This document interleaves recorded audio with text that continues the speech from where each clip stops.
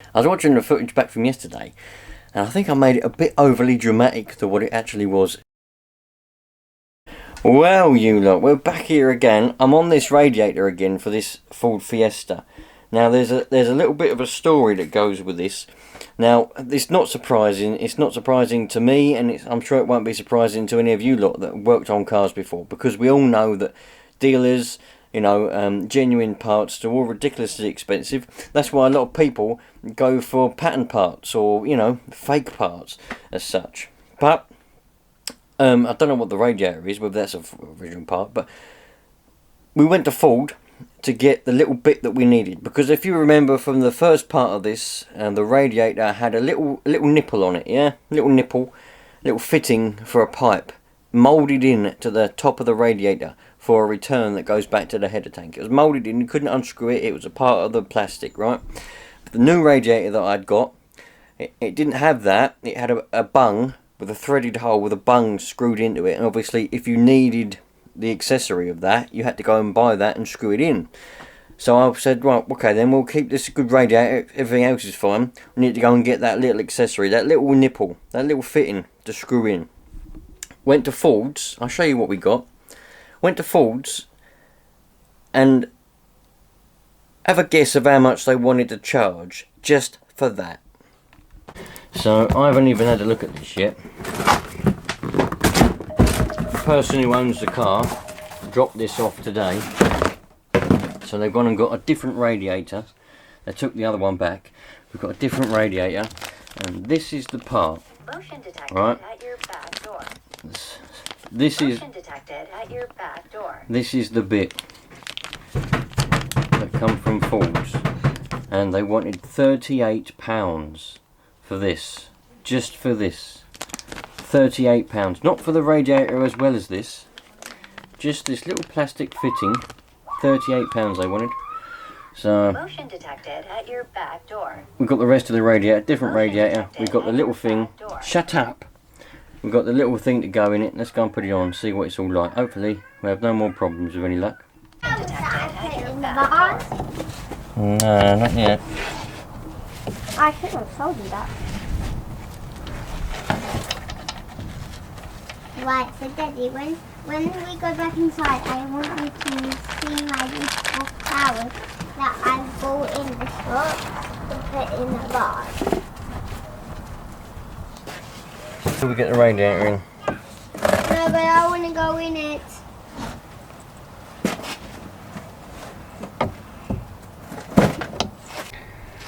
Air conditioning. It's lovely when it works. We all love it when it works. When it doesn't work, it's a pain in the arse. And it's even worse when you've got an air conditioning system that doesn't work, because you've got a radiator that's full of holes, but you've got to keep it in, because it's a pain in the arse to try and get these two radiators together and put it in. It doesn't even work. The aircon rad is full of holes anyway, but they want it to be kept on, so I've got to keep it on. Dad, are you reading the instructions? Like, I thought you were reading the instructions there for a sec. I was like, okay, you're reading the instructions. No instructions here. But you're not.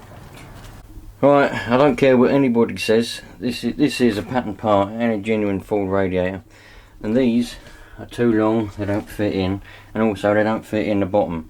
So that's it. It's getting the fucking chop. Pattern parts all right, but they're just fucking stupid, you know. And they make cars stupidly.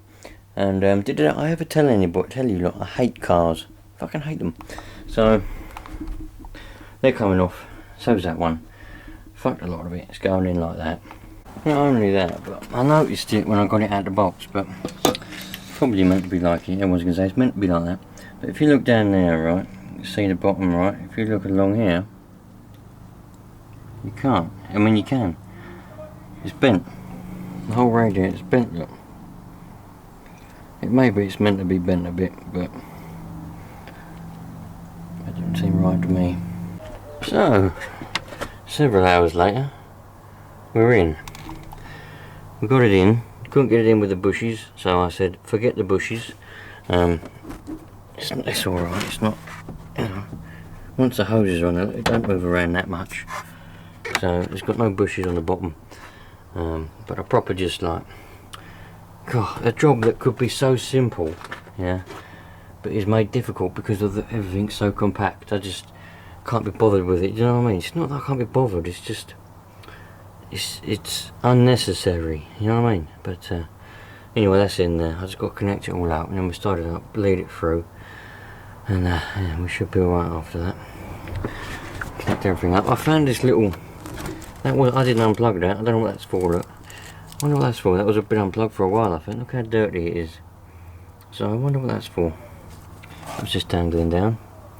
Got a new alternator on here though, so it might have been for an old alternator or something. Who knows? Got to do that up. Alright, to undo these, to lift this panel up in order to get the radiator in. So I've got to do them back up, and then we'll get it all back together. Away we go. Hate cars. I say it every time. Hate cars, but you got to do your own work because you can't trust people these days. You can't trust anybody to do work on your car, so you've got to do it yourself.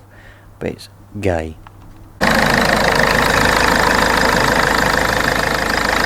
Stop.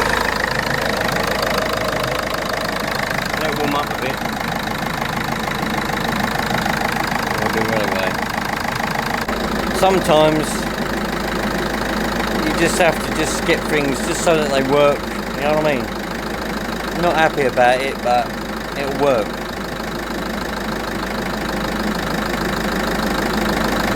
Sometimes you just get defeated by a gay fucking thing.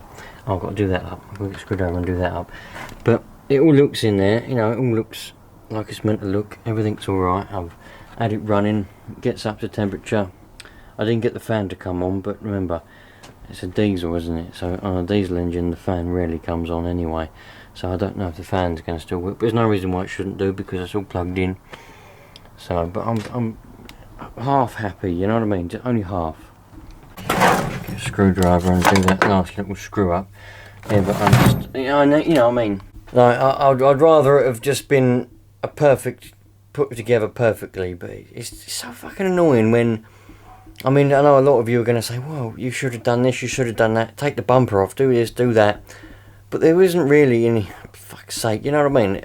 The radiator come out, a radiator in, slot it into place. It's the fact that that pattern part radiator, although it had the same measurements, the lugs on the bottom were they're in a different place. And that's why it didn't fit in with the bushes. You put the bush, so I started cutting that, shaving the bush. I was like, fuck off, fucking bushes. I had enough of you, so I fucked them out a bit. But you know, nothing's ever easy when it comes to cars. That's the trouble, you know. Anyway, at the end of the day, you know, it's got a radiator in it now that works. There's no leaks. When you've got the pipes hooked up to it, like I have obviously now. It's as sturdy as anything, you know. But I know it should have the bushes there, but you know, it's all right. It is what it is. I mean, what do you do? What do you do? It's a lovely day, man. It's a lovely day. So I didn't get a lot of footage of that because I wanted to get like footage of putting it in and doing everything like that, but I was so fucking. I couldn't get that little bit where you attach the aircon rad to it.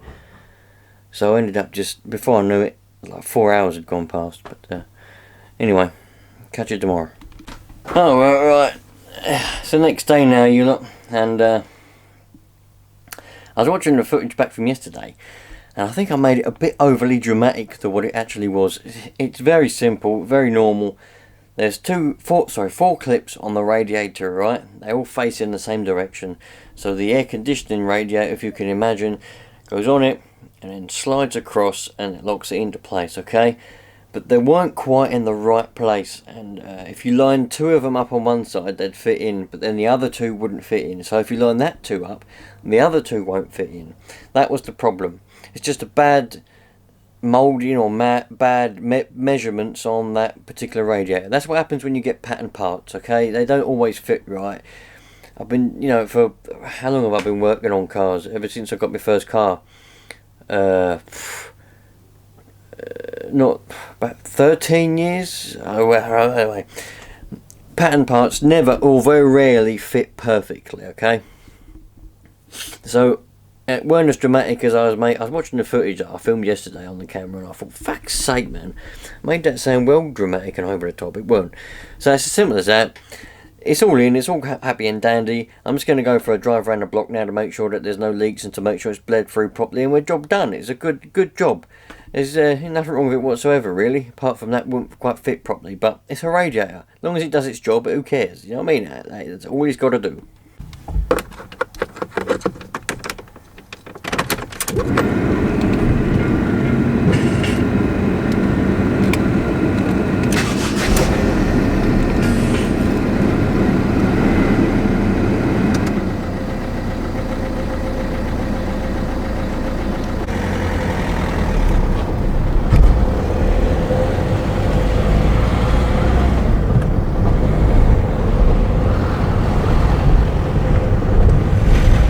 Get it up to temperature, make sure it's all fully bled, no trouble, no airlocks, and away we go. That'll be job done, I reckon.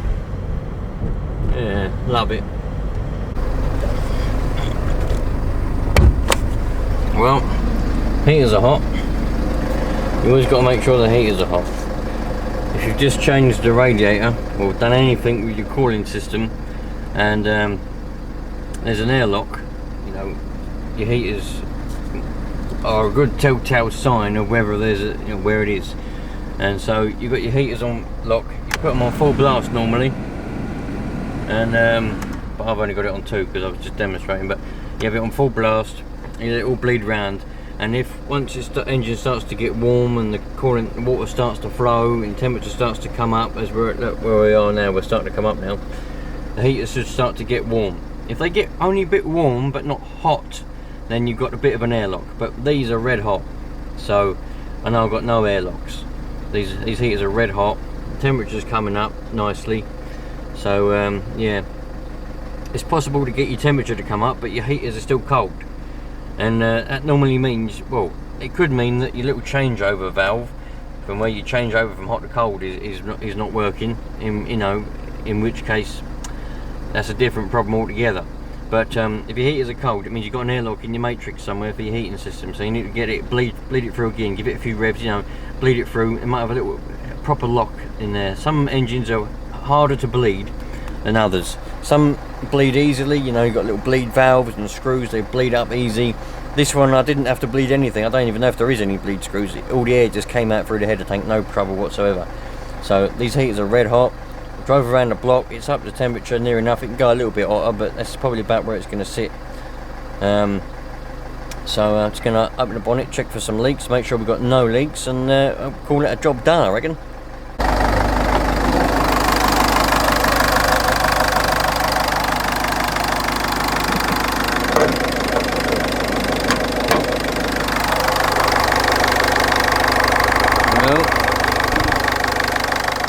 No water, no leaks coming from that little pipe. That's the little pipe that cost 38 quid, that little fitting.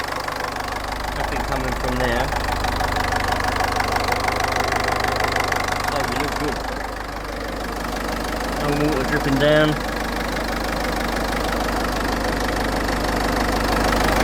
I'd say we're good. I was a bit worried about that little fitting on there, but I'd say, so far, we're looking alright. Want that fan to come on, really. I want to make sure that fan's working, but they never get hot enough for it to actually come on, so we're at top level. A little bit of pressure in there, not a lot. Might be a lot of pressure in there. That's in there, that's flowing round. A bit high, but that'll be alright. Got a brand new cooler, there we go. Should run lovely and cool now. Should do anyway. So time for a little bit of useless rambling at the moment, right? Has anybody noticed eBay has changed their way they do things? What's that all about? I've sold something on eBay, right? No, before, I don't like eBay because you paid a 10% fee, but sometimes they do a little deal thing where you sell for a maximum of £1, or this one was a maximum of £3. Done that, but then now I had to wait a month, yeah, 30 days to get my money. Whereas before, you'd sell something, the buyer would pay, and it'd go into your PayPal account straight away. Bob's your uncle, you can transfer that into your bank account. This time now, they've changed it, so you go the money goes into eBay itself. It doesn't even use PayPal whatsoever. It goes into eBay, and eBay then sends you the money straight to your bank account. But so it goes into eBay and goes on hold for a couple of days or whatever they say it's meant to be. But 2 things I've sold on there now. I've had to wait 30 days for my money. Well, I haven't had to wait because I've said something, but you know, I posted the item. The person got it. It was delivered. The tracking was updated and everything. And eBay said it had been delivered. I was like, brilliant. Money was still on hold. I was like, what the fuck? So I contacted eBay and they said, oh, you have to wait 30 days. I said, but I sold that item and the person's got it. They're happy with it. So there's no reason why I shouldn't have my money. You know, and they said, oh, okay, we'll release it. But what's that all about, you lot? What's your dealings with that? Anyway, thanks for watching, you lot. I know it was a bit higgledy-piggledy. Sorry for all the drama at the beginning yesterday. I hate cars, really. I hate working on them. I only ever work on cars because I did enjoy it, and I do to some extent, but it's always a nightmare. And I just can't stand the extortionate prices that mechanics charge, garages and things. Plus, you can't trust them these days. I don't care what anybody says. I mean, I've been partnership in a garage, yeah. We was a good garage. We was an honest garage, but that's not the point. I've learned all about them. And, you know, I've taken my cars, I know people have taken their cars as well to other garages in the past to get work done. We all know my experience with the whole, what was that, whatever that place was called, it did my clutch, yeah, meant to be professionals, ended up being a complete nightmare. They scammed the hell out of me. I know people have taken their cars to garages. The garages have said, oh, this is wrong, that's wrong, all this is wrong, it's going to cost you this much money if we do it. And we know for 100% fact that none of the stuff they said was wrong was actually wrong. Or they broke stuff themselves because it wasn't broken before we dropped it in there. We know our cars inside out, you know what I mean? So I just don't trust mechanics, I don't trust garages. So that's why I always do my own work, and that's why I always try to do work for family members. Yeah, like mum and dad and all that kind of stuff. Because of that fact, you know what I mean? I just can't stand scammers and dishonest people. So I do all the work myself, and there you go. It was turned out alright in the end. It's just a shame there's patent parts aren't as good as they could be. But then some people just argue, fuck the patent parts, go and buy genuine, and then you won't get the problems. True fact, but genuine is fucking expensive. So, I'll catch you later. You lot all the best. Enjoy yourselves, because that's what life's all about. And, yeah, love life.